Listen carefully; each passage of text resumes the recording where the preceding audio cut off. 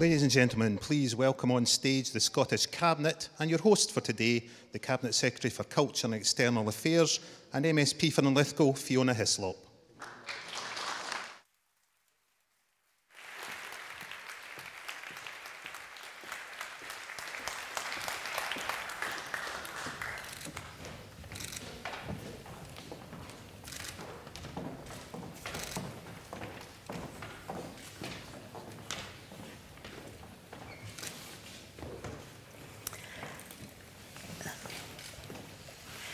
Good afternoon and welcome to the first of 8 public meetings with the entire Scottish Cabinet, where you have the opportunity to put questions and answers to our Government Ministers on the Scotland's Future document.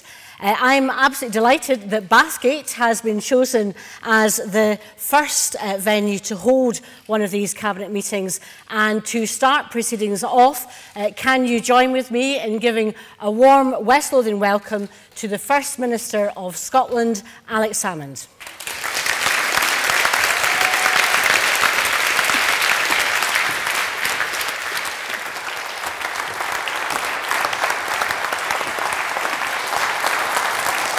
Thank you, Fiona. Well, West Lothian is not entirely unknown to me, as you'll understand with my background, and neither is the Regal Community Theatre. But I was looking at the programme of the Film Society, and I noticed on Wednesday, the 5th of March, tickets £4, at 7:30 p.m, the film Searching for Sugar Man is being shown. And it says it's an award-winning documentary about 2 South African rock fans searching for Rodriguez, the mysterious 70s rock and roller. Now, you might be asking yourself, what is the connection between the Scottish Cabinet coming to Bathgate and searching for Sugar Man? Well, the connection is this, ladies and gentlemen, that the last time I was campaigning in Bathgate, it was a day not unlike the weather we had earlier this morning, and I was in the Steelyards and there was nobody at all to hand out any of my leaflets to. So I thought, I'll nip in at a few of the shops, and I went into Specsavers in the Steelyards. And I was talking to the staff in Specsavers, and they were showing me their new eye machine, and I gradually became aware that hundreds of people were congregating outside, pressing their noses against the window of Specsavers. And eventually somebody came in, looked at me and said, "You are the real radio renegade, and I claim my £6,000. So I had to say to him, "No, I'm the First Minister of Scotland, and you're not getting it." So I went out, because the crowd were all there, because the real radio renegade was in town, and the rollover was £6,000, and hundreds of people had descended from all over central Scotland to find the renegade. So I phoned up the news desk at Real Radio and said, "Look, there's lots of people here in Bathgate think I'm the renegade. Can you give us a clue as to his or her whereabouts?" So they told me that he was within a few hundred yards of where we were. He was watching everything that was going on. So we got down to the train station and everybody spread out, and I was relaying this information. And search as we did high and low, we couldn't find the renegade. Now, it turned out that he was hiding in the back of a transit van, which I've got to say I thought was a bit sneaky myself. So, ladies and gentlemen, can I just say to you, I am not the real radio renegade, and I'm afraid there's no accumulated rollover in Bathgate today. But what there is the assembled Scottish Cabinet. Now, the form is this. When it comes to question time in a few minutes, if the questions are obvious, simple and easy, then I'll step forward and accept responsibility. If they're at all difficult, then I've got the whole Cabinet to farm them out to. But the purpose of this public discussion is that question time. Can I just say a word about the visits that the Cabinet has been making, or a couple of them today? I'm going to Westgate Towers, where the Scottish Government is investing almost £1 million, £900,000 to support 35 new affordable homes. It's one of many developments across the country, giving a boost to the construction industry and giving households quality and affordable accommodation. Yesterday, Constance, the Minister for Youth Employment, the only Minister for Youth Employment in the continent of Europe, and MSP for Livingston, visited WGM Engineering. It will be recruiting 35 more people and is being helped in its expansion with a grant from Scottish Enterprise. Now, there's a couple of things about this. It's not a bad idea to have the Cabinet locally, incidentally, because these visits all have to have announcements accompanied. But the real point is that these announcements reflect the wider policies and decision made by the Scottish Government and the Scottish Parliament. The UK Government, a couple of years back, scrapped its regional development agencies. We retained and enhanced ours, which is why Scottish Enterprise can offer assistance to companies such as WGM. The UK Government substantially cut its social housing provision. Last year, we increased funding, and that's why a development like Westgate is feasible. Per head of population, we are now in the situation where 80% more social sector housing was built in Scotland last year than in England and Wales. And that, of course, has consequences. It keeps the pressure off rent levels as well as finding more people accommodation. I suppose all of us have wondered why on earth and how on earth could anyone come up with the idiocy of the bedroom tax? Well, insofar as you can get a reason for such an immoral proposal, the reason for the bedroom tax was to restrain the crowing bill for housing benefit, which in London in particular was at runaway levels. Why was the bill for housing benefit at such levels? Because the rent levels were going up so quickly. Why were the rent levels going up so quickly? Because there was a shortage of social housing. So all of these things are interconnected, which we hadn't seen to the same extent in Scotland. So not only was the bedroom tax immoral, it wasn't even an immoral policy which is applied to Scottish conditions. And that's why the social housing figures and the contrast between Scotland and the UK are important. There are other benefits. The UK government has reduced the Scottish government's capital spending by 27% over the last few years, whereas the Scottish government have been attempting through a variety of mechanisms like support for Network Rail to maintain capital investment. The Airdrie-Bathgate rail link would be an example. It's been a huge success, connecting Armadale, Blackridge, Calder Crew, seen a 15% increase in passenger growth since its first year of operation. We've established a new mechanism for capital investment called the Non-Profit Distribution Trust, the NPD programme. Why did we establish the NPD programme? Because PFI, which preceded it, Private Finance Initiative, had turned into one of the greatest scandals in public spending history. Things like the Edinburgh Royal Infirmary, fine hospital, but the final cost under PFI will be £1,450 million. That's 8 times the original contract value.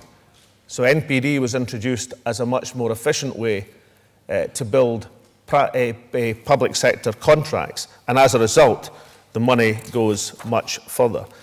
For example, I opened Pumferson and Uphall Station Primary School a couple of years back. That was the first school in Scotland to be completed under the Scotland Schools for the Future programme. And that uses direct capital funding as well as NPD. 13 schools have now been completed under the programme. In 4 years' time, we'll have opened another 54. When this government took office back in 2007, it was a constant refrain of the opposition that we wouldn't be building any schools. We've now been in office for almost 7 years. There's been 463 new schools have been built or substantially refurbished across Scotland. That compares with 328 in the 8 years before that. And in these last 7 years, as we've noticed, we've been in the depths of a recession with capital spending being cut back, and it indicates how policies that we've pursued can actually make things better. If you climb up the knock, then, well, you'll get very tired for a start, but you'll see a refurbished guide at the top of the knock, which was refurbished by the Girl Guides when some years ago, when my mum was the county camp advisor. I used to call her the camp commandant, incidentally, but this was the Girl Guides refurbished that, and you can see in that signpost at the top of the knock all over central Scotland. You can see Ben Lomond, and it's a compass thing which shows you where everything is. So you get a view right across the whole of central Scotland. If I haven't seen it, it's well worth going. Take a picnic with you and climb slowly up to the top of the knock to see that point. But you'll get a grand view from the top of the knock of the new Queensferry crossing. And the Queensferry crossing symbolises the new capital investment programme in Scotland. There's 850 people are now directly employed in building it. Over the life of the project so far, more than 400 places have been provided for vocational and professional training and the long-term unemployed, and more than half of the subcontracts have been awarded to Scottish companies. And it's a success which we intend to take forward in the new procurement bill. We're trying to ensure that public projects benefit the common weal of Scotland. That bill requires public bodies to consider how procurement can improve the economic, social, and environmental well-being of the area. It gives the Scottish Government the power to issue guidance on workforce matters. That guidance can require public sector purchases to consider low wages or the use of zero-hour contracts and how they should affect a bidder's ability to provide a quality service. It's part of the determination to ensure that public spending has the biggest possible public benefit. Now, the point I'm making, ladies and gentlemen, is this. The choices we make and have made to protect capital spending, to support business development, to take steps to reduce inequality, these matter. These are the important justifications of having a Scottish Parliament. They are making and will continue to make a difference in towns and communities like this one across the length and breadth of Scotland. Earlier this week, there was figures released from the Partnership Action for Continuing Employment, the PACE programme, showing that it had supported 7,000 individuals who'd been made redundant over the last while. 3/4 had subsequently secured work. 1,000 of them were previously employed at Halls or Broxburn. So even when we have major economic shocks and disappointments, things can be done to secure people employment. Last week we saw encouraging employment figures. The last 12 months, employment in Scotland has increased by 90,000. Employment among women has increased by 60,000. We have higher employment and lower unemployment than England, Wales or Northern Ireland. Unemployment in Scotland is now at 6.4%, far too high, but much less than the 7.1% across the UK. So it's a reflection that our workforce, our businesses, have huge economic potential, and it's a result of the choices that have been made by having a Scottish Parliament and a Scottish Government. But what I want to say to you is this, that devolution has limitations. For far too often, the Scottish Parliament has had to mitigate things that are happening as a result of Westminster Government policies.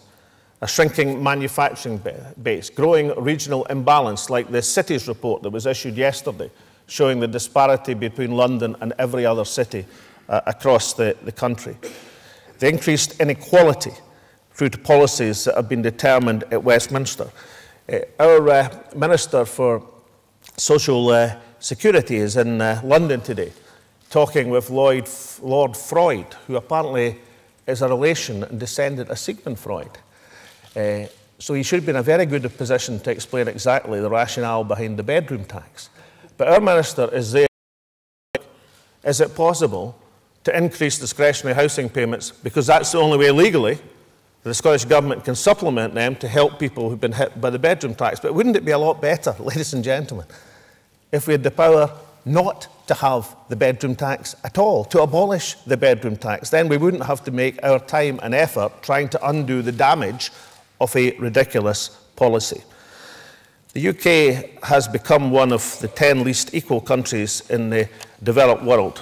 Scotland fares a bit better, but it's still against the backcloth of trends set by the London Government. My argument is that independence will give us the opportunity to do better.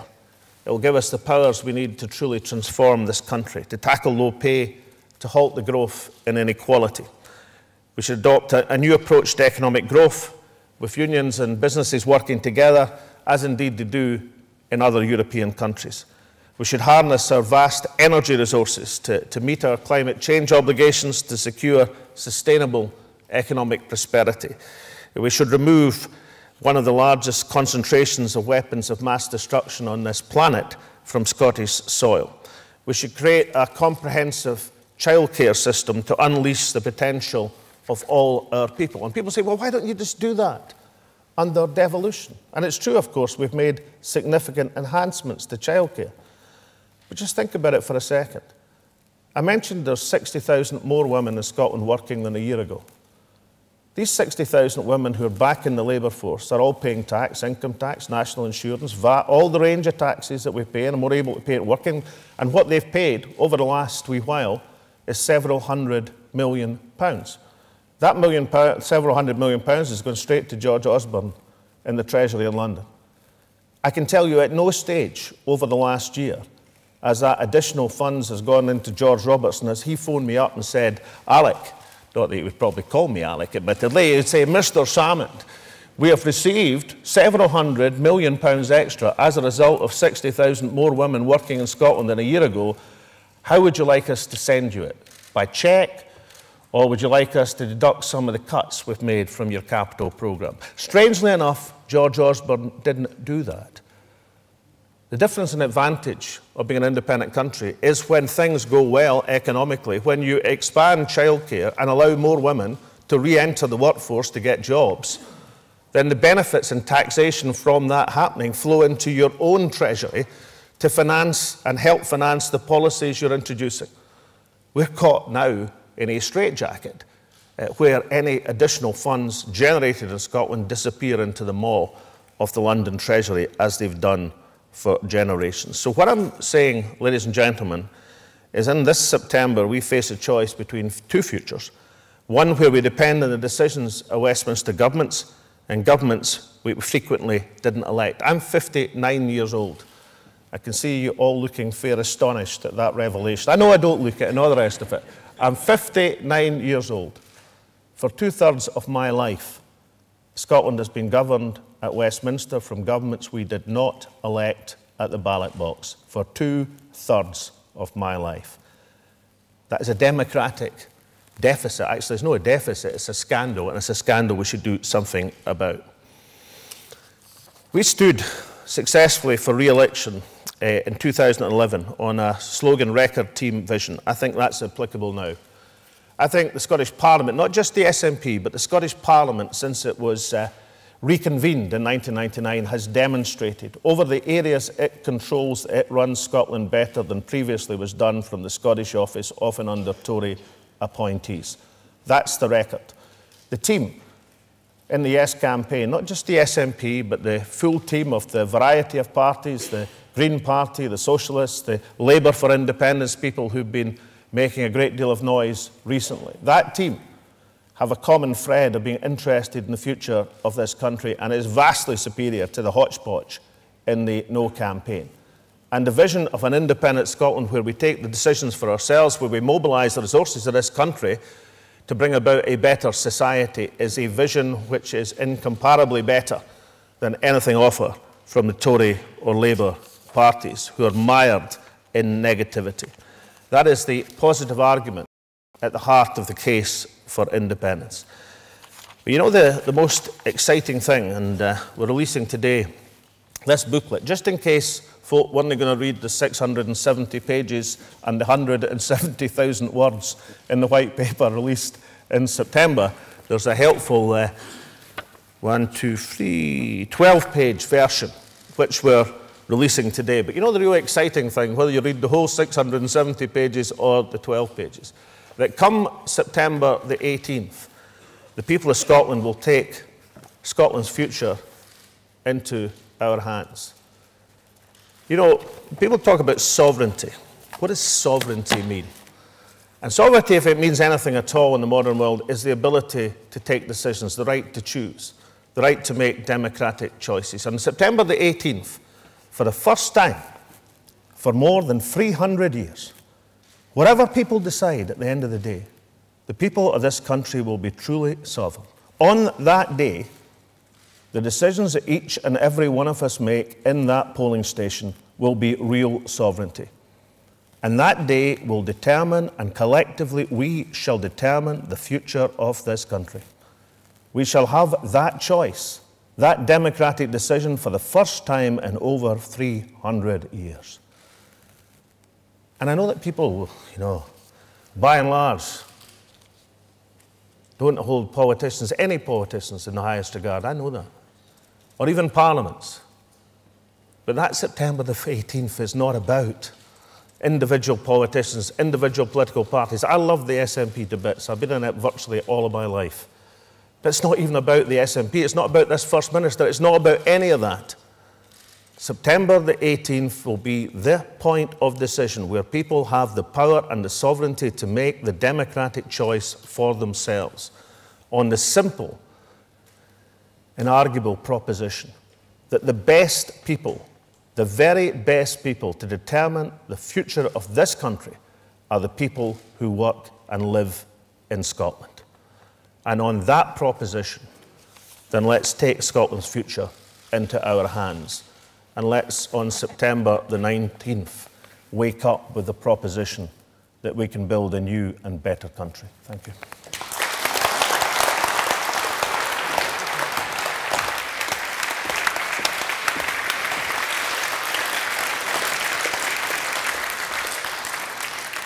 So today with us we have Joe Fitzpatrick, the Minister for Parliament. We have Michael Matheson, Minister for Public Health. John Swinney, Cabinet Secretary for Finance and Sustainable Growth. The Deputy First Minister, Nicola Sturgeon. Angela Constance, the Minister for Youth Employment. Richard Lockhead, the Rural Affairs Secretary. Mike Russell, the Education Secretary. And Kenny McCaskill, the Justice Secretary. The way we're going to conduct this is I will come down onto the floor. We'll take questions in a series of 3. I would point out that this is a parliamentary sitting day and the Justice Secretary, Kenny McCaskill, and Joe Fitzpatrick will need to leave about 1:45. So we'll try and see if there's any justice questions. We can get them in before that stage. Now, you may be aware that 4 of the Cabinet members have strong West Lothian roots. The First Minister is very proud of his background and upbringing in Linlithgow. Kenny McCaskill is from Linlithgow, and obviously Angela Constance and I are the 2 local MSPs for the West Lothian area. The questions you will ask may well be about West Lothian, but it's also about the future of Scotland, and we hope to get really to the heart of the questions that you have. When you ask your question, if you could say your name, if you are a representative of an organisation, if you could state that as well. We'll try and get through as many questions as we can. Obviously, that means if questions can be short, and I'll encourage our Cabinet Secretaries and Ministers to answer as briefly as possible. I'll take the questions and direct them to the First Minister, and then he can decide as he set out who might want to answer them. So we'll start the ball rolling. There are going to be mics on either side, and if you could start to put up your hands and we get an indication of who wants to ask a question.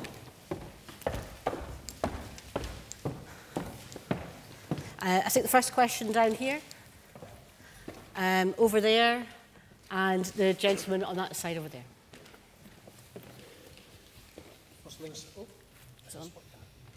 Hello? Oh, yeah, you're on. My apologies. Jim Gallagher, Chief Executive, Volunteer Sector Gateway, West Lothian.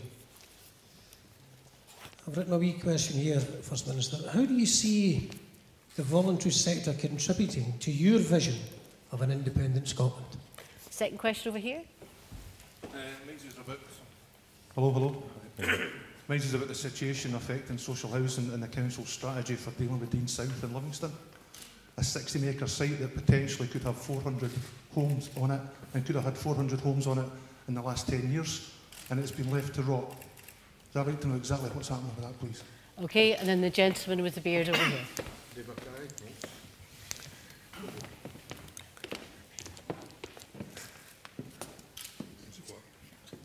You on? Is that it? Yeah, you're on. Dave Mackay, representing myself. A committed yes voter. Unfortunately, unable to climb the mountains anymore, but I'm concerned about the future of air sea rescue in Scotland after independence, and about the future of Prestwick Airport, and I believe that the two things ought to be considered together. The UK government has privatised the air sea rescue service, which is a daft decision.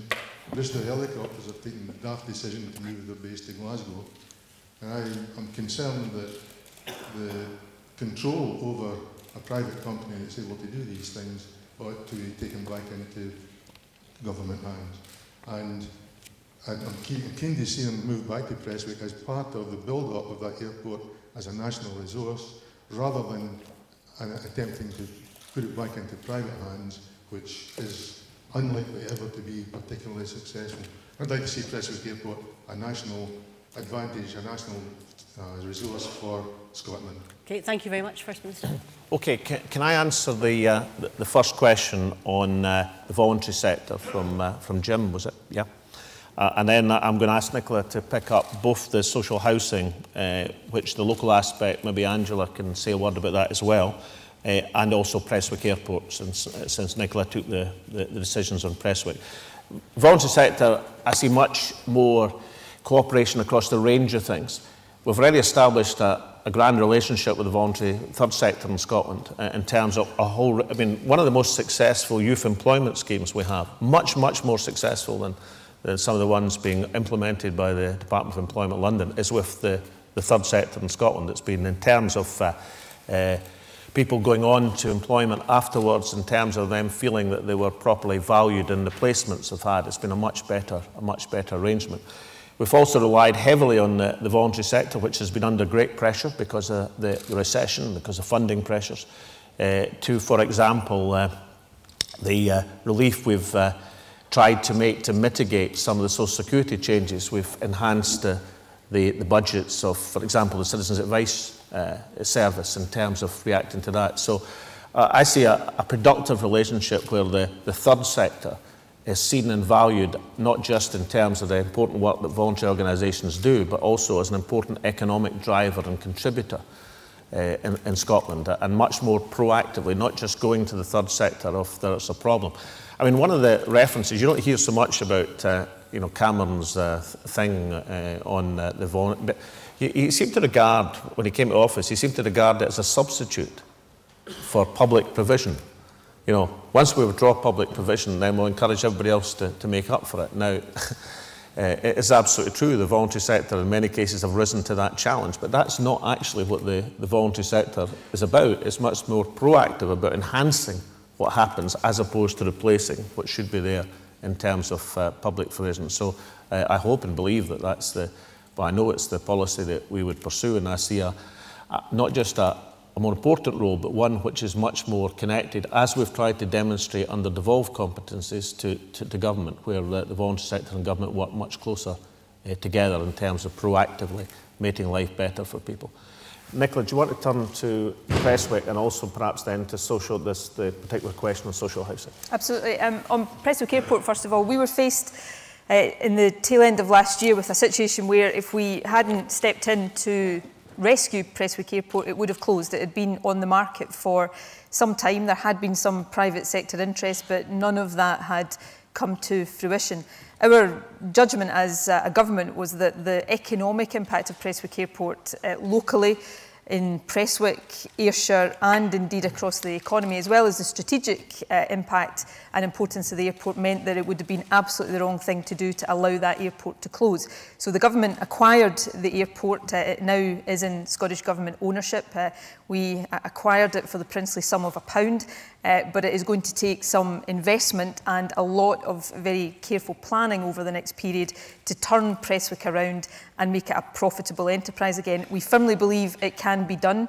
We think the economic recovery will help in that process, and we're currently involved in drawing up the detailed business plan that will the way forward for Prestwick in the medium to long term. I should say in the longer term it would be our intention to return Prestwick to private ownership if that proved feasible.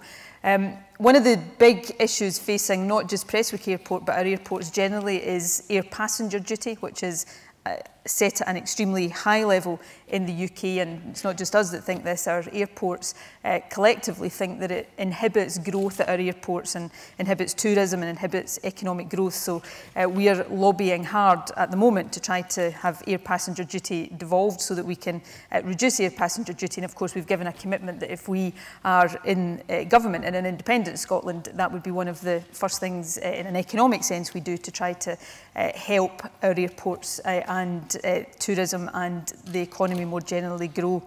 In terms of social housing, I'll let Angela perhaps say a word or two about the specific site you're talking about, though I'm happy to take details of the site away and find out what the current position around that is. More generally, in terms of social housing, one of our biggest priorities and objectives in all the time we've been in government, in fact, has been to try to maximise investment housing.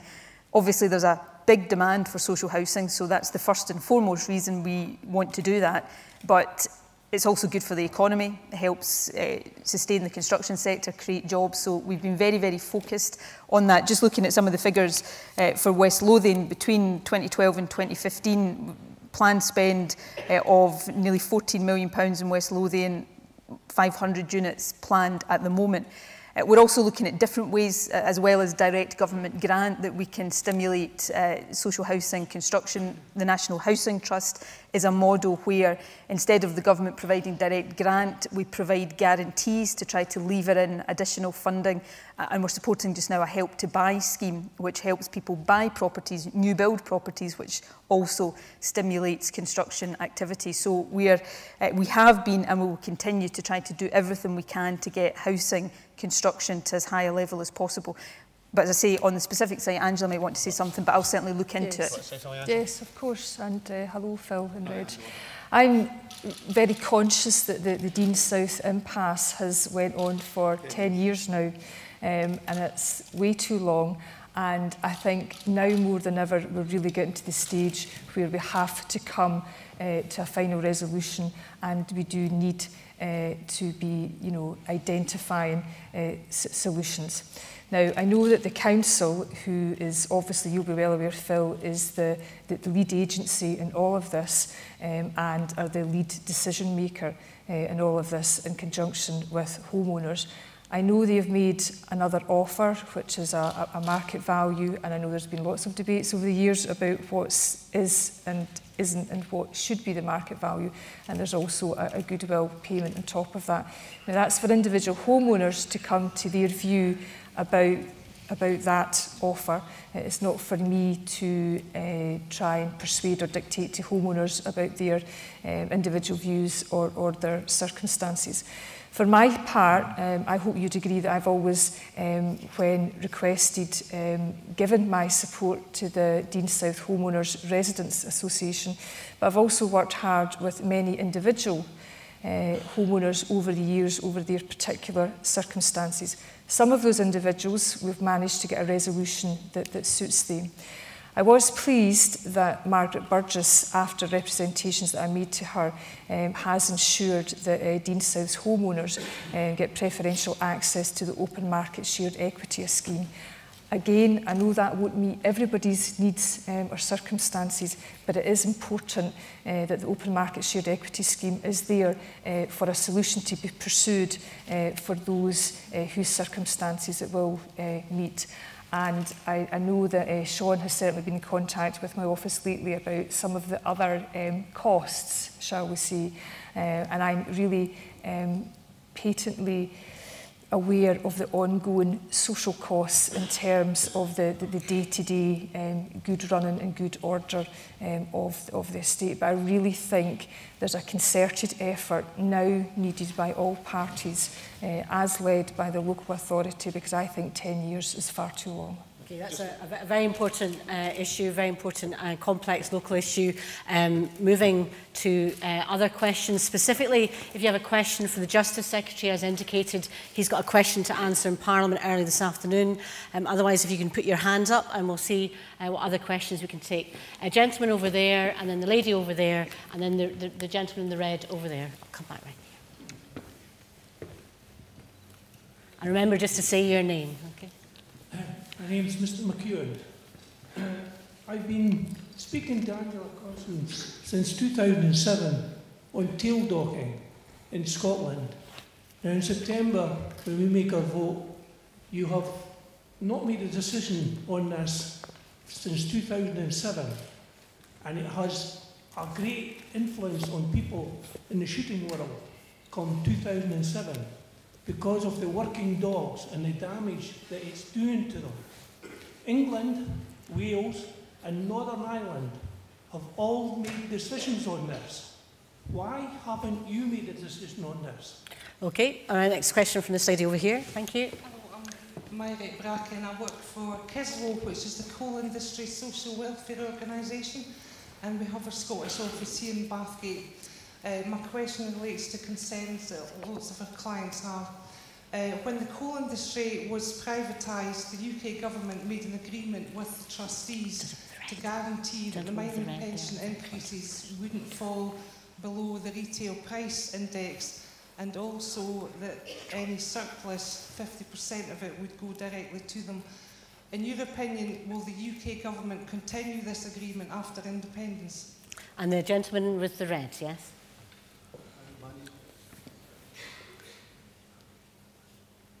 Can somebody help with the mic? Can we... Yep. There you go. Hi there, my name is Lachlan Brown. I'm a resident of Bathgate and a trainee teacher at the moment. I have an education question. At the moment, I applaud the wide and excellent policy of the current curriculum for excellence. I do believe there's a lot of concerns amongst teachers and schools in regards to the implementation. Not all counties across Scotland have implemented this, and I think it's damaging the education that our pupils are currently receiving due to confusion. We need more clarity on this, and what is your government going to assist in helping us teach with? Okay, I'm going to get Richard Lockhead to answer the question on tail docking, and I'm going to get John Swinney to answer the question on miners' pensions and RPI. The answer is yes, we'll guarantee all pension obligations, but John will explain it in more detail. And then I'm going to get Mike Russell to answer the question on curriculum for excellence. So, Richard, you're on tail docking. Sure. Well, before 2007, the parliaments across the UK, including clearly the Scottish Parliament, put in place bans on tail docking, and there were different bans in different parts of the UK. In Scotland, we had no exemptions. So then, when we came into office in 2007, clearly a number of people were making representations to look at the impact of the bans. It was very early at that stage because the bans had just been put into place, and you need a few years to understand the implications of the bans on the dogs. However, the Scottish Government, with DEFRA and the UK Government, decided to conduct some research from Bristol University. That took a year or two, and then it turned out that most of the dogs that were looked at were not in Scotland, where there's different regulations in place. So we decided that the outcome of that research wasn't good enough to take a decision on. In Scotland, we wanted some specific Scottish research, and then that was undertaken. And now we're literally days, perhaps weeks away from having the peer-reviewed research made public on the latest research. And then, of course, it'll be up to the Scottish Parliament and the Government to take a position looking at the outcome of that research, whether some working breeds should be exempt from the docking ban. So this will be back in the news in a matter of weeks. So it is weeks then? I'm told the research is peer-reviewed and it's about to be made public. It's independent of government. We can't choose the dates for when we make that research public. It's done by independent research organisations. Okay then. I've got a particular interest in this issue. I'm just interested myself, so it's weeks, definitely, right? John, pensions. Just two observations, First Minister. The first is that I think it's important that CORE will look at pensions on the basis of them being a contract and the basis upon which individuals have been promised a pension income must be fulfilled on the basis in which it was promised. So in the example that was cited about miners' pensions, there is essentially a contractual element of that which whoever issues the contractual arrangement is promising to pay pensions on that basis in whatever circumstances we face. And the second point is a general comment which really reinforces what the First Minister said in his initial answer. We've given a commitment that we will honour all pension obligations and entitlements that we inherit on Scotland becoming independent, and that will be the case in all circumstances. Okay, and then Mike, on curriculum for excellence. Yeah, I mean, I'm glad you're enthusiastic, because I think almost all of us are enthusiastic about curriculum for excellence. It's about how we do education in Scotland now. It's flexible, it's connected, it's about deeper learning, and it answers all the questions that we had at the start of the Scottish Parliament, right across the political parties, about Scottish education, how we could get it back to being the really good education it should be. But when you introduce a new curriculum, as you know, it takes a long time. This has been rolled out over the past 7 or 8 years. It's rolled out year by year, so that eventually it goes through all the schools, it covers all the school cohorts, and then it will be into colleges and universities who are looking forward to it and welcoming it. We've had a very clear timetable over that period of time, and we've never missed a deadline on that timetable. We've also been very sympathetic to those who say we need a bit more help here, we need a bit more information there. So again and again, We've produced additional material. We've worked very closely with the teaching unions to produce additional material closely with the local authorities. Even now, as we move towards the first set of examinations this year, there's continuing work being done on what they call, as you will know, assessment and verification, helping teachers to understand the full complexities of it. I spend a lot of my time in schools. Yesterday afternoon I was in Tarbert Academy in my own constituency in Guyland Butte by the side of Loch Fyne, talking to individual teachers, listening to what they're saying, understanding the events they're going to make sure that they're absolutely up to speed. We've got one of the best trained teaching workforces in the world. I hope we've got one of the best supported teaching workforces in the world. And the programme is being rolled out right across Scotland. So in those circumstances, I think we've got a lucky generation of pupils that are coming forward, but we've also got a generation of teachers who we value and do support. And where more support is required, we'll give it. And if you speak to me afterwards at coffee and you think there's more support required for you or your school, I'm very happy to discuss that and how it can be provided. Okay, anybody else in the back here? The lady there and the gentleman there, and I'll start with this gentleman here who'd put his hand up previously. Yep. Am I on? Hi, my name is Gray Robertson. There was a recent publication from the University of the West of Scotland that showed that there was significant bias in the media, pro-unionist bias. Now, I appreciate that many of the mainstream media are independent, unlike Scotland, but is there nothing that the Scottish Government can do to compel the state broadcaster to at least be neutral in the debates? Okay, thank you. And then there's a lady over here, yes? Hi, I'm Kay McManus. I'm here as part of Forth Valley College. And I'm just wondering how long, if yes, is the outcome of the referendum and the bill successfully pushed through Parliament, will we actually see the true beginnings of Scotland's future? Okay, and the gentleman at the back. Hi, my name's Hamish Donald. I'm just appearing as myself. My question is, how do you intend to enthuse the voting public from 16 to 25? Because most of them don't seem to be aware of what's happening in September. And they don't have enough information because it's not given to them through the media that they use. So we have all these people who's going to be Scotland's future and they don't know what's happening. How are you as a cabinet going to do something about that, please? Okay, right. The first question would normally be Fiona's responsibility, so I'll answer it on the West of Scotland report. The second question, I'll answer a bit about the timescale that we envisage in the white paper between the referendum and Scotland becoming independent, and then I'll ask Nicola to pick up on the gentleman's question that he's just asked. This report from an academic at the University of the West of Scotland came out last week, and I think it should be taken very, very seriously indeed, because he and his team studied a full year of programmes, of television programmes in both BBC and STV. And they studied them in a range of criteria. I mean, apparently he and his team watched every edition of Reporting Scotland. Now you might all say, you know, mere fool them, or how did they manage that? But apparently they watched every single one. And they looked at the balance of the programming and a number of criteria. And I should say that the Scottish Government, the Yes campaign, as far as I know, certainly know me and certainly know the SNP, had anything to do with commissioning this study. This was a University of the West of Scotland study and an independent academic team.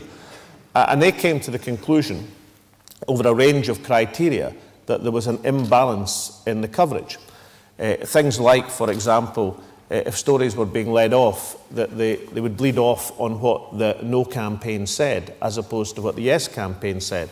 Or when they were talking about independence, then it would be personalised to the SNP and me as First Minister, you know, as if it was the actual choice was, you know, my, as the No campaign would say, pet project, as opposed to the choice of independence for the country. The whole point about independence is people choose their own government once you're independent. It's the whole point is about choice. And on this criteria, the academic study said that there was a serious imbalance. The imbalance was much greater in the BBC than it was in STV. I think it's a hugely serious matter. You see, the press, obviously, most of the press are ganged up against independence.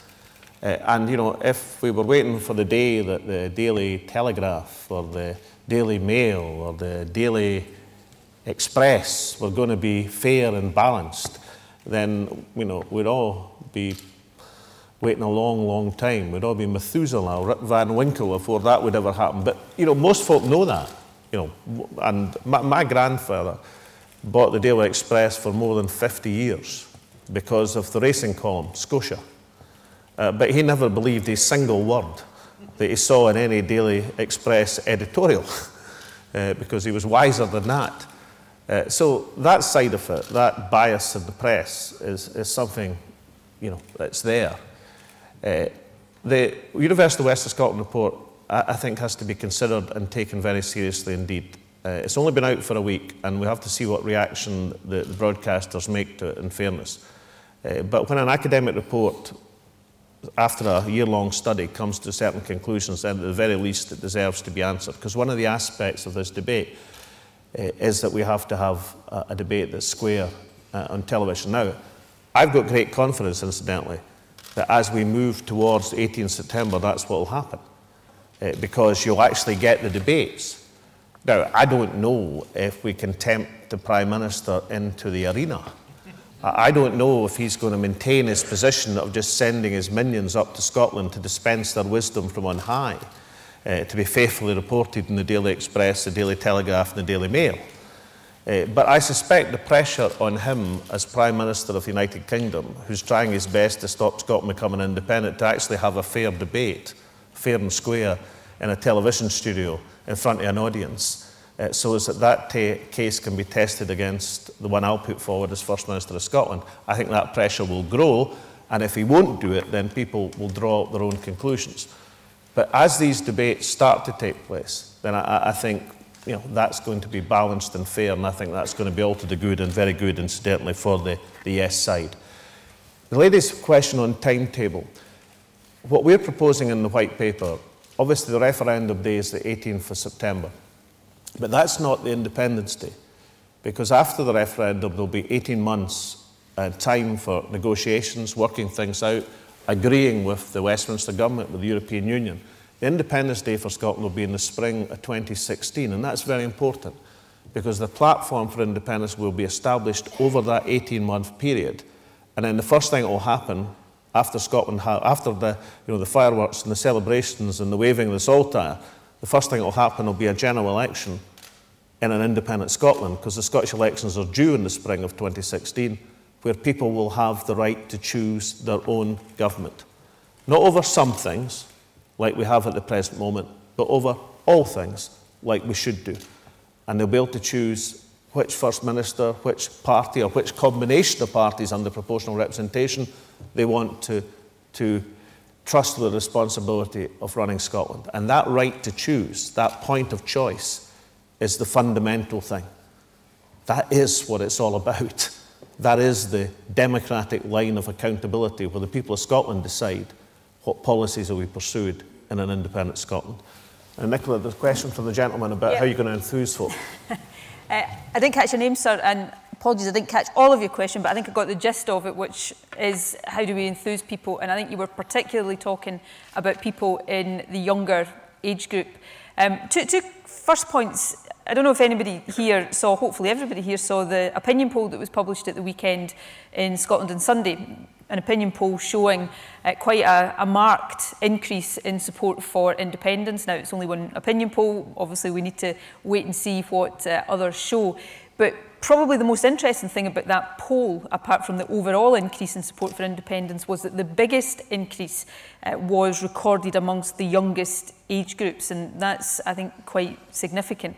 The second contextual point I would make is just my own personal opinion about the turnout and level of engagement in the referendum. I think we're heading for a turnout in the referendum that is higher than anything we've ever known in Scotland.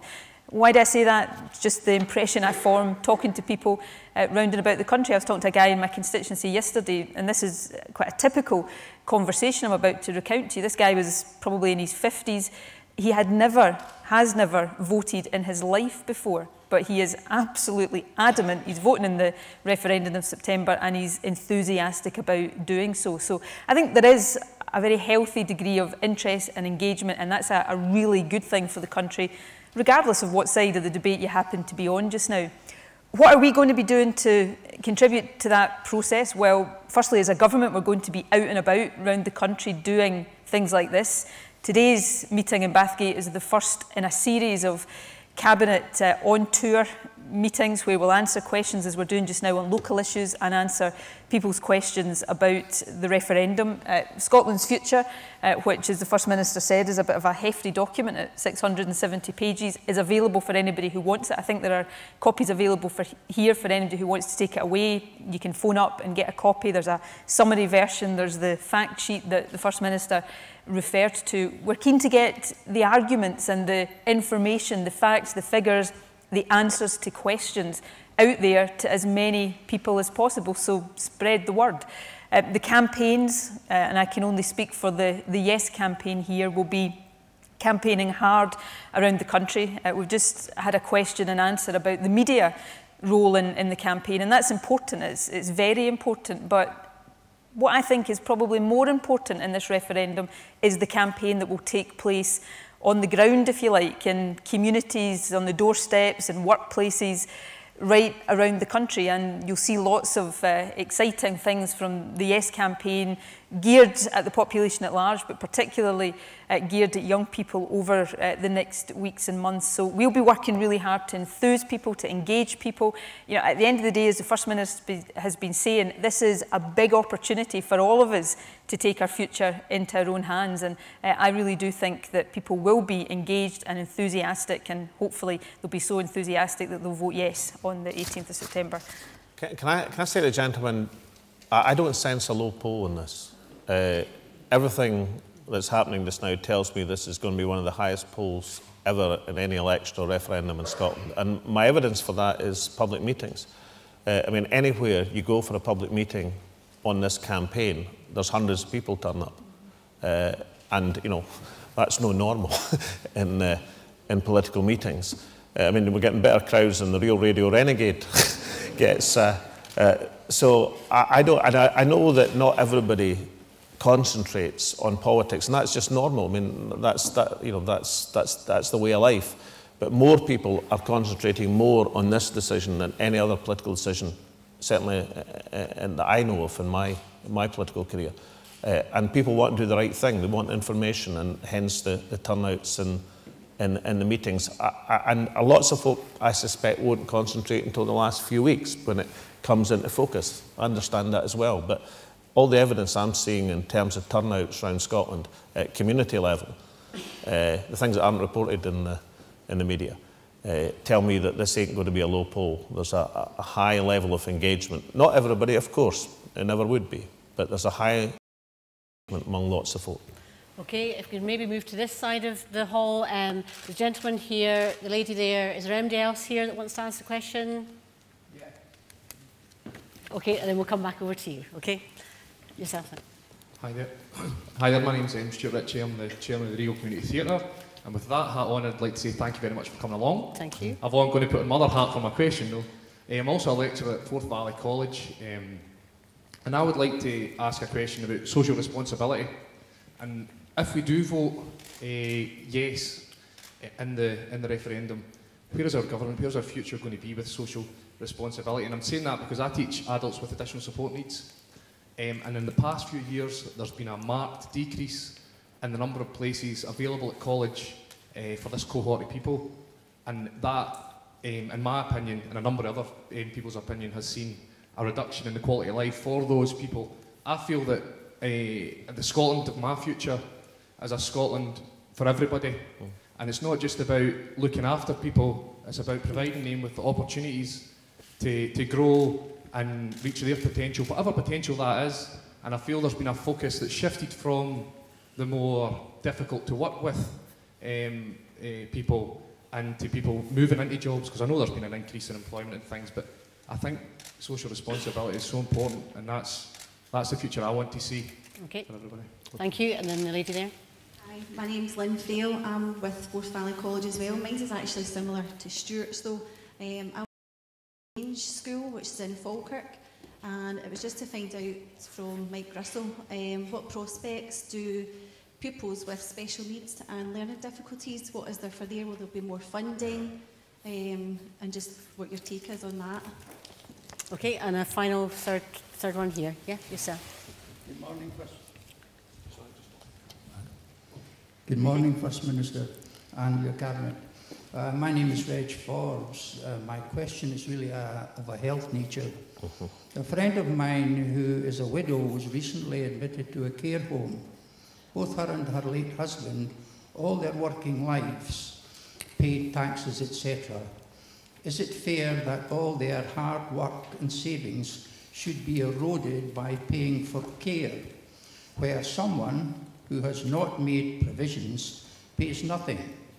Would this ridiculous situation change in an independent Scotland? And if so, how? Thank you very much. Okay. Can I answer Stuart and Lynn Mike to provide some more detail? I should declare an interest, incidentally, because my wee sister does exactly what you do, Stuart, in Borders College. So it's a subject which I've got a family connection with, and I think it's really important. I think it's right and proper that we've tried, under hugely difficult budget constraints, to focus the work of colleges. And Forth Valley College, of course, is an example of what's happening across Scotland in terms of the free campuses in Forth Valley, and 2 new campuses, and one hopefully which will be new in the not too distant future. But it's an example of how other colleges are now operating in the regional model. So it was, if you like, it was first of its kind. I think it's right and proper that we've tried to focus on employability from colleges, and I think some of the things, good things about employment just now are partly as a result of that focus. But I also think the point you make is a really strong one. And so with that encouragement, I'm going to pass it to the Education Secretary to see if he can offer you some indication that that point about people with special needs is going to be better or well understood. Michael. Absolutely. If I can take the spectrum of provision, because there's a question about additional support needs in school, and there's a question about what colleges can provide. We should always keep our eye, first of all, on employability. Now, it's not always a possibility for everybody, but employability is an issue. And one of the biggest changes we've tried to bring to the college sector is to focus on employability. What the First Minister said was absolutely correct. There was a reason to do that, an economic and social reason to do that, given the experience that some of us had looking at mass unemployment under Thatcher, particularly, and a workless generation that was created, and an absolute determination that we weren't going to allow that to happen again when the recession bit. So we had to focus as much as we could on employability and job opportunities in the college sector, so that the training that was given would lead to young people getting jobs. And the work that Angela has been doing, the work we're now doing through the Wood Commission, has, I think, had some effect and had more effect. But we can't lose sight of the wider role of colleges. I've been working closely with the third sector bodies particularly to ask them what they want to do to make sure that those employability and other things are provided within colleges. We had sometimes, unfortunately, in some colleges, not in Forth Valley, but we had in some colleges people who would go to a college and do the same course every year for 10 years, because that was simply society saying that's where we'll park people who have special needs. We don't want to do that. We want to provide real opportunity. We want to provide real progress if that is possible. So what we've asked the charities to do, and we've put the first amount of money into that last year, to come to us and to talk to us about new types of provision, wider social provision, bringing people who are furthest from the labour market in a variety of different ways and making sure that they're given opportunities through the college system. What we also want to do in schools is to make sure that parents and those who have responsibility for young people with support needs of all types, frankly, get an easier time. Because it's often so difficult for parents to get what they believe is needed and right for their children, and to go on doing that, because that can be a lifetime responsibility through school and into college. So we need also to have a better system of supporting parents and carers so they can take people through the system. It's not easy. We've had to make big changes to the college system to focus on employability, but we've never said at any stages that college shouldn't continue to provide as widely as possible. And now we're through that. Now we've got the funding floor in place, now we've got the new colleges of scale in place, then the ability to do more is great. And I'll be encouraging through the colleges and through the third sector organisations for us to do more, because I want to see a college sector and a university sector and a school sector that recognises the breadth of people that we have to serve in Scotland and to make sure it's done well in every single individual case. And that, First Minister, if I might finish on that point, is the key one. Everybody is an individual. We should be tailoring all our education provision for individual provision. And that's what we're trying to do through CFE, through college reform, through type of university reform we've done, through special needs, through everything we do. It's about individuals recognising their need and supporting them through the system. The gentleman asked about, I'm going to ask Michael Matheson to pick up your point in some detail. Just in general, in Scotland, the Parliament as a whole, I think all parties in the Parliament voted for free personal and nursing care. This is something that's available in Scotland, but not elsewhere. Now, what that means, and there's always some confusion about it, it's about the personal and nursing elements of care. It doesn't cover people's accommodation costs in homes, and frankly couldn't in terms of the budget availability. I mean, many people doubt that the affordability of free personal and nursing care, but this government is absolutely committed to it, and it will continue. But perhaps, Michael, do you want to explain that a bit more and say what happens in terms of what's nursing and personal care for people, and what is the accommodation costs that people have to make? As the First Minister mentioned, one of the early acts of the Scottish Parliament was the introduction of free personal care for older people, which prior to that decision being arrived at meant that older people who were going into nursing and residential homes had to meet the large part of the costs, including some of the care costs as well. So when the Commission looked at this whole issue, it decided to break it down. The accommodation cost is a cost that should be met by the individual themselves, but the nursing and the care element that they receive should be paid for by the state. That's something which we as a government have maintained and intend to maintain, and would continue to be provided within an independent Scotland. But a big part of our work in recent years is to also help to support older people to be able to remain at home for a longer period of time, rather than having to go into a nursing home or a residential care home setting. And over the last couple of years, we've provided some £300 million through the Reshaping Care for Older People, the Change Fund plan, which is about starting to try to develop services much more effectively between our third sector colleagues and the statutory sector and the council and the health service, working much more closely together to help to support older people within their own homes for a much more extended period of time. And if we can do that more effectively, then we can reduce the need for older people to then leave their homes and to then have to go into a residential or nursing home setting. We're continuing to take that forward. And a big part of the plan that we have with the integration of health and social care is to make sure that happens in a much more effective way.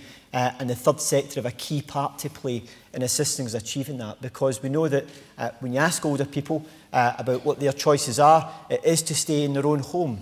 And what we have to do is make sure we have services that are much more aligned and attuned to delivering that more effectively, which would reduce the need for individuals as well to go into a residential or nursing setting. Okay, it was a flurry of hands started, so I'm going to come back over here, and if anybody on this side wants to, I'll come over to you for the next set. So, gentleman there, and where else was there? Gentleman there, and then the lady at the side here. Good morning, Patrick Rowling. I'm the director of a charity called Spirit Aid. One of the things I'm proud of being a Scotsman is that we're not an insular nation. We reach out to people all over the world. We currently get quite a bit of support from the Scottish Government for the work we do in Malawi, Afghanistan and Palestine. In an independent Scotland, would we prefer, like I would, to be a nation that's seen as one who lends a helping hand rather than one that goes to war and sees itself as a policeman? We've made a great impact all over the world, and I would like to see as an independent nation we continue that and enhance that and look after people who need our help. Happy to answer that one, First Minister, if you want. Gentleman there, and then the lady down here. Yeah. Good morning, Graham Russell here representing myself. It's a finance question, and it relates to the UK government. The fact that it's nearly £1.5 trillion in debt at the moment, and financing that debt at £46 billion a year, and still having to borrow £120 billion a year. In your opinion, how close is the Westminster government to total bankruptcy? Okay, and the lady here. Good morning. I'm Leslie Martin, representing myself. Want to get a bit closer to you? I'm Leslie Martin, representing myself. If the vote in September is yes, negotiations can start. If this all goes through and we get independence, after all the UK defence systems are removed, with the job losses and the downturn in local businesses, where are the new jobs coming from? Bearing in mind, we will have an increasing elderly population that will need supporting by those in work. Okay. Right, Fiona's offered to answer the first question herself, so I shall, given it's your constituency, okay, Fiona, I'm bowing to yourself. Answer the first question. I'll just, if you don't mind, it's my responsibility as External Affairs Secretary. We have international development as one of our core areas. Spirit Aid does a fantastic job, and I was with David Heyman, who's involved with Spirit Aid just on Friday night. Our Minister for International Development is, as we speak, in Zambia. Last week he was in Malawi. Scotland has strong connections. I know in Bathgate, in terms of the connections with Malawi, in a number of the churches, organisations, and indeed the schools. And I absolutely firmly believe that an independent Scotland will be one which is outward-looking, which does make sure that we take our share not only of tackling poverty here at home, but also global poverty. We all currently have our finances quite limited, clearly, from the devolved settlement. Independence would allow us to invest certainly 0.7% of our gross national income, aiming to 1%. We'd have to have stability in the early years with those projects that are in place, because we'd have to concentrate on where we can do best. But some of the areas that we can work in, renewable energy, we are the first country in the world to have a climate justice fund. And as we speak, part of that resource is helping people in Malawi, particularly on energy areas, using our expertise like Strathclyde University, the engineering departments, then water. We've also got an interest and expertise in water. So it's not just what Scotland can get from independence that's important for ourselves, it's actually what we can contribute to the world. And I think that's something that we can be very, very proud of, something that we can do, and I think something that reflects the type of character that this country as a nation is. Okay, thank you.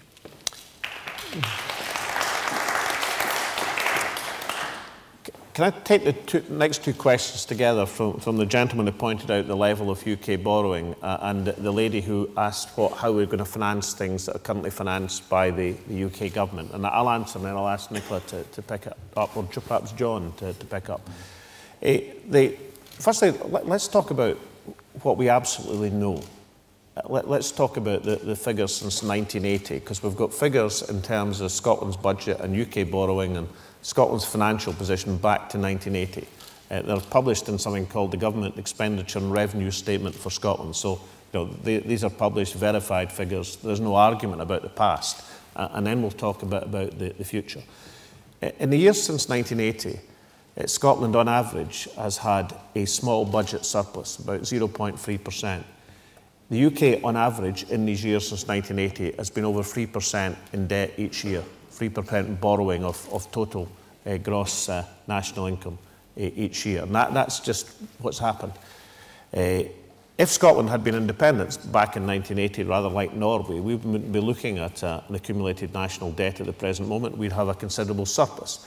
Norway has a gigantic oil fund that they've built up over that period of time. Much more recently, actually, didn't start paying into it until the late 1990s. And so they are the most credible, credit-worthy country on earth, because they put aside some of their natural resources. If you ask somebody in Norway how long is your oil and gas going to last, the answer is forever, because they've got £450 million for a country of less than 5 million people in a national pension fund, as they call it. And the interest on that and the earnings on that are actually greater than their oil revenues every year. So their oil and gas will last forever. So that's what would have happened. And the UK, as you rightly say, sir, has built up enormous amounts of national debt over the period. Now, I can't really do much about the last 34 years. I mean, that's been and gone, except for this, of course, that as we become independent, the basis on which we'll accept a responsibility, as we should, for part of that borrowing that the UK has undertaken, is if we are also entitled to a share of the assets. And if the UK ministers keep saying, oh, well, we're going to be the continuing state and Scotland will be a new state with none of these assets, then of course it follows, as night follows day, that we're not party to the liabilities either. Now in the white paper we've put forward a formula where we share assets and share liabilities. But the real issue is about what we do with the future. Do we do as they've done in the last 34 years, or do we do things differently and better? And I think we should marshal the and human resources of Scotland so as we have a better, more sustainable attitude to national finances. And this brings us on to the lady's question. You say, what about the things that the UK government spends in Scotland? We pay for these things at the present moment. We pay through our taxation, our share of their spending. And if you do the accounts, last 5 years, then the relative surplus in Scotland compared to the UK has been £12 billion. That's more than £2,000 a head for every man, woman and child in the country. So if that £12 billion, if Scotland had been independent over the last 5 years, we could have invested more in the economy, not had the cutbacks on capital spending, invested more in the colleges, for example. Or alternatively, we could have done that and borrowed less, which would have been a good idea because the UK has been borrowing so much. So our position is relatively stronger. Does that mean, it's going to be a land of free taps? Hot, cold and whiskey, or whiskey, oil and water perhaps? No. But we'll have challenges to meet. We'll have things that we've got to overcome. We've got things we've got to do better. And the lady actually mentioned one of them. Like all European countries, Scotland has a population that's getting older on average. Actually, we're also, for the next few years, in a better position than the rest of the UK. The dependency ratio, as it's called, of working folk to the rest of the population, that's better in Scotland and will be at least until 2030 than it is at the UK as a whole. But, we don't have to just sit back and say, shall we let our population get older? Why don't we have to do that? Well, how about the young folk that leave Scotland because they can't get a job opportunity? Can we not help them to stay in Scotland so that they stay instead of leave? And how about young skilled folk who come from around the world to study in our universities? And we spend 4 or 5 years educating, building up their human capital. And most of these folk want to work in our country with the skills they acquire. And currently the UK government sends them away, won't let them work, despite the fact they've built up skills, been educated by us. Why wouldn't we do that as well? So we don't have to sit back and say we're just going to allow the population to get older. We can change that. But to change that, we have to have the ability to create work for our own people, and we've got to have the sense of realising that just as Scots have gone round the planet, the latest count I had for first, second, third, fourth, fifth, sixth generation Scots round the planet is 90 million of people who say they're of Scots descent and made such a success of so many countries. Let's see if we can allow people to help us do the same, and let's allow some of these people to find that career in their own country as opposed to having to go. If people want to travel the world, then that's fine by me. That's part of the benefits of the modern world. But they should have the choice if they want to stay and pursue a career in their own country. John, do you want to pick up on the ladies' point? A couple of extra points there, First Minister. I think it's all kind of a bit rich, frankly, being on the receiving end of lectures about financial sustainability from representatives of UK governments that have run up £1.5 trillion worth of debt and are spending over nearly £50 billion a year servicing that debt. It is a bit rich to get lectures about our financial sustainability when such a Horlicks has been made of our economy by successive UK Labour and Conservative governments. There is at the heart of all decision-making by government financial sustainability, and we've been in office for 7 years, and I'm bound by law to set a balanced budget. And folk might say, well, if you're bound by law, that's straightforward. Believe you me, it's not. It involves very, very hard decisions that my colleagues and I have to take to make sure that we run the public finances of Scotland in an orderly fashion. And we've balanced the books in each and every one of the 7 years in which we've been in office, and will continue to do so, not just by law, but because of good practice as well in taking some of those hard decisions. The final point is about the economy in general. One of the things which I think is a misnomer about the debate about UK facilities and what will happen in the event of independence. We're going to require some defence forces in an independent Scotland. Fiona's dealt with the gentleman's question about what's the role and the purpose of some of our international activity. Is it to be more about working for peace or dealing with war? So we'll have to have our own armed forces, and we've made provision within the White Paper for the financing of all of that. But equally, we've got a very good track record as a country of generating new employment and new industries. And if you look at what's going on just now within, just to mention a couple of sectors, whether it's the life sciences sector, where some of literally, the leading research in the world is going on just Edinburgh, what's Edinburgh? 20 miles along the road from here, the Royal Infirmary? 20 miles along the road. Leading international research on some of the major conditions in the world is happening on our very doorstep. And it's creating huge economic impact. The food and drink sector that Richard Lochhead leads on for ourselves, generating huge expansion in employment as a consequence of investment that's undertaken. And we are viewed to be, according to Ernst & Young, one of the most attractive places to invest in the whole of the United Kingdom. So I think we've got a lot of good strengths to build our economy, but crucially a lot of experience to anchor our public finances into the bargain. Last thing I'd say is this. I mean, I know that, you know, when you're talking about millions and billions and trillions, you know, these are huge numbers. And the most important thing I ever got told in economics was that anything million is just a big number to most people. So let's think about the logic of this for a second.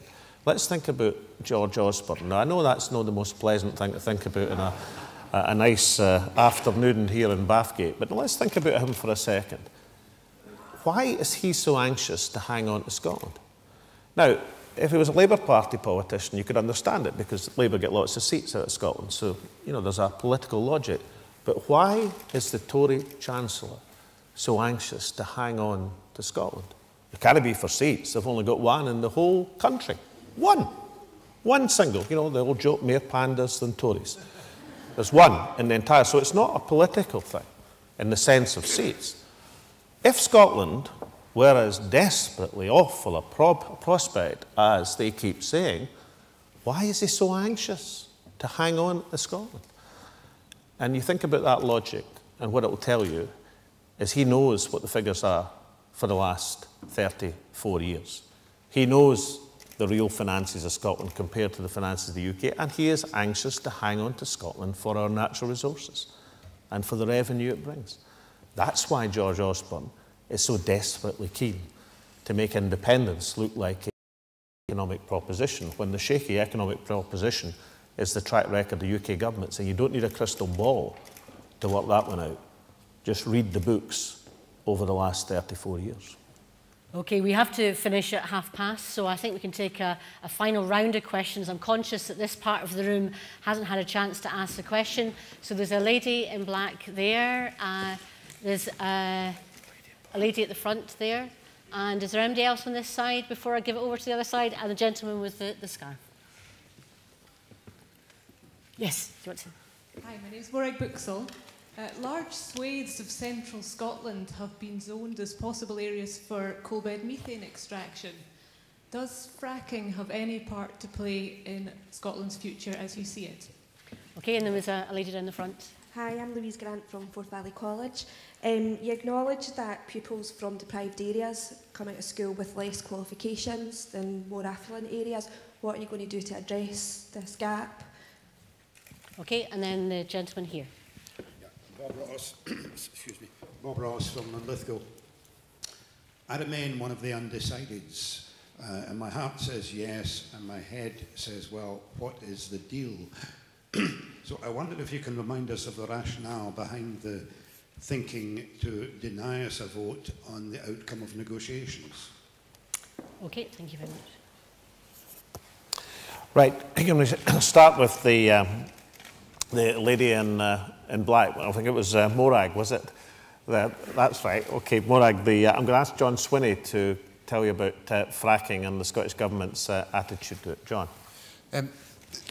Crucially, on all of these issues, Morag, we have to ensure that the most robust approach is taken to investigating any particular proposition that comes forward. So we have a set of rules in place which involve detailed scrutiny of any application as part of the planning application process. And secondly, there is a level of scrutiny that's involved in terms of the environmental regulations which are presided over by the Scottish Environmental Protection Agency, which have to operate these regulations to the highest standards that are required upon us in terms of our obligations, in terms of European law and European directives. So any individual application that comes forward will be judged against those particular standards, very high standards, to ensure the planning process remains robust and that the environmental regulations are followed absolutely as part of the process. I think in terms of looking at the strategic significance of this, I don't think it's any secret that the Scottish Government has placed very heavy emphasis on the development of our enormous potential of renewable energy developments, and that frankly is where we see the action as being within the Scottish economy. We've got a huge opportunity by virtue of the proportion of European wind, wave and tidal power that we have at our disposal in Scotland. And it seems to us that the area where we should concentrate our efforts is on the natural resources that we can harness in a sustainable way for maximum economic benefit to Scotland as being the priority of our energy policy. Now, our task there would be made a little bit more straightforward if we could have some clarity and certainty about the approach the United Kingdom government is taking on energy policy. But one week it's nuclear, the next week it's fracking, the next week it's renewables. They are chopping and changing their direction in a fashion that does not allow long-term energy planning. And if you talk to anybody interested in energy security, what they will say is that the strategic approach that we've taken, very clearly emphasised on renewables, building up that capacity and that capability in a consistent fashion, gives us a very clear long-term strategy for investment, and that's how we deal with those issues. Except, of course, that the one thing they've given certainty over, the only thing, is Hinkley Point, where they've contracted for the next 30 years to spend approximately £1 billion a year to a French and Chinese consortium at an electricity price which will be double the current wholesale price of electricity. So that should tell you what will happen to electricity prices if we associate and are reliant on Hinkley Point or the new nuclear programme. So the one thing they've been prepared to give certainty on, while they haven't given certainty to anything else, is the Hinkley Point and the French-Chinese consortium and the £1 billion a year and the double the current wholesale price of electricity. The young lady from Forth Valley College, could you answer? You're absolutely right. It's one of the most persistent problems in Scottish education, what's called the attainment or the achievement gap. And there's an inspirational Canadian educator called Avis Glaze who talks about poverty being destiny in educational terms, and we're determined to break that. Now, we've made some progress in recent years. The latest international comparisons in education, the PISA results at the end of last year, showed we're the only part of these islands that's closing that gap. And we're doing it in lots of ways. Curriculum for excellence is the most important part. That actually gives a good, solid type of education to every child.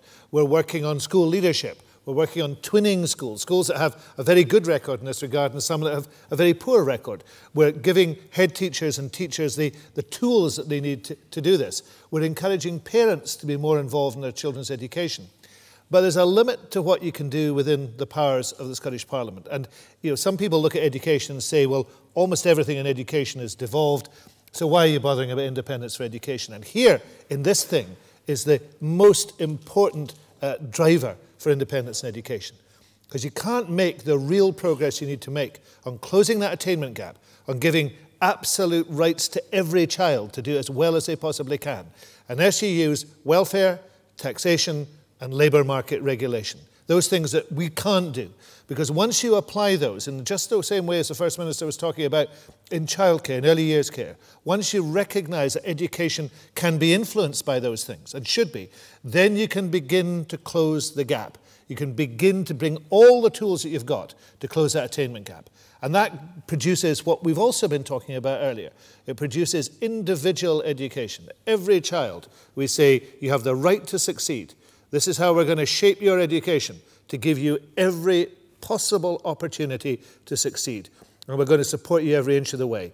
And until we've got independence in Scotland, until we can bring all those things to bear, then we're not going to be able to do it in the way that we want to do it. We need to do it for the type of country that gentleman along from you was talking about in Forth Valley College, the type of country you're proud to say, yes, we've got a good education system, we're actually going to get a great one that expresses the type of people we are. That's what we can do with the full powers of independence. And can I lastly address, I think, Bob from Livegate's question about why have the referendum in principle and then have the negotiations. I think more than anything else, the experience we've had on devolution and what happened in the 1970s, which obviously I just barely remember, but the 1990s, which I remember much better. Now, some folk in this room will recall exactly what happened. Now, back in the 1970s, they had the parliamentary debates about the Devolution Act before the referendum. And what happened then was for 5 years, the conversation, the negotiation was drawn out of Westminster. There was blocking, there was tackling, there was 40% rules. Everything that possibly could be done was done in order to frustrate the referendum process. So by the time you got to 1979, although people voted by majority for devolution, for a parliament at that time, the process had drawn out so long that basically the issue had, if not been talked out, then certainly they succeeded in blocking and stalling it. And the contrast is with what happened in the 1990s, where the decision in 1997 was taken in principle before the parliamentary legislation, before the detail, before the negotiations took place, and the whole devolution bill to set up the current Scottish Parliament took 5 months.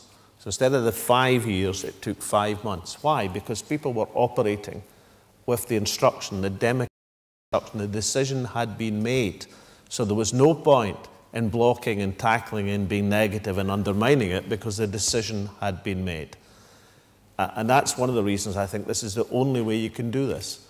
You have to make the decision so that people then operate on the basis that the decision is being made, and as Clause 30 of the Edinburgh Agreement indicates between the Scottish Government and the Westminster Government, signed by myself and the Prime Minister, that's the one that want to debate with me now, but nonetheless signed, and Clause 30 says the result will be accepted and both governments undertake to do their best for the people of Scotland and the rest of the United Kingdom following the acceptance of the result.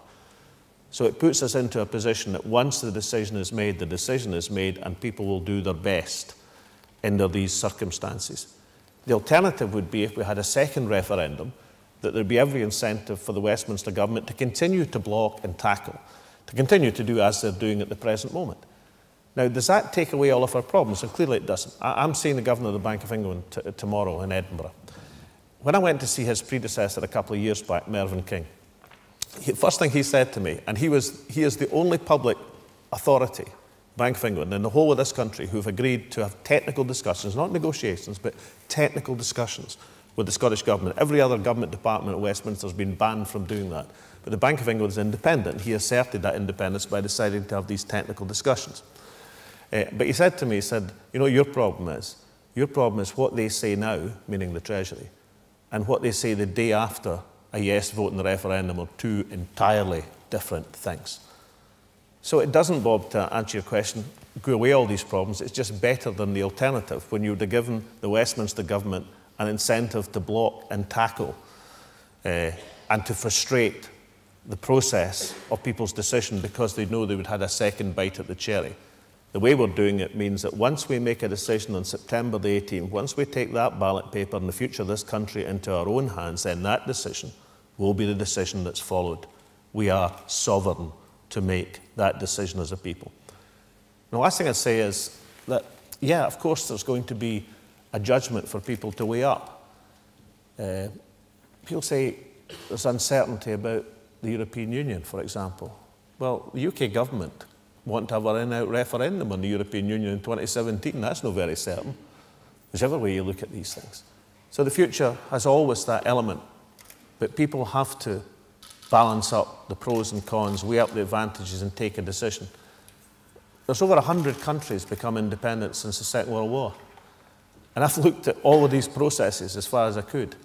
Believe me, not a single one of them has had the detail and the outline, for example, in this 670 pages that we have to have this debate. You know, we're not debating in a vacuum. We're debating with an enormous amount of information. Yes, of course, people will have to weigh it up. They'll have to do what they think is best for their country. They'll have to ask questions, and that's why we're here to answer them, and people will have to make a judgment. But that judgment can be made. When it's made, Bob, I hope it's head and heart will give us a yes vote.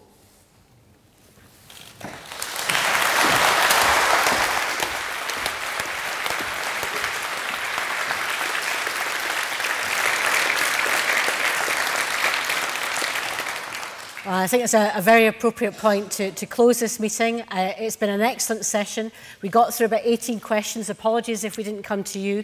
There are forms on your seat. If you haven't been able to answer your question, if you fill in the form, there'll be boxes that you can leave and those questions will be answered. Some of the questions have been very local. Some of them have been local with national residents. Some of them have been more constitutional. Some of them have been about different subjects and what independence would mean for those areas. Thank you to you very much for coming out on a wet, cold January afternoon. It's really important that we have this engagement, that we hear from you, your concerns, your priorities and your questions. And I would like to invite you after this session, if you go up to the cafe studio for refreshments, and the Cabinet Secretaries and Ministers will join you up there as well. And on behalf of everyone, could you join me in thanking the Scottish Cabinet for coming to Bathgate and answering your questions.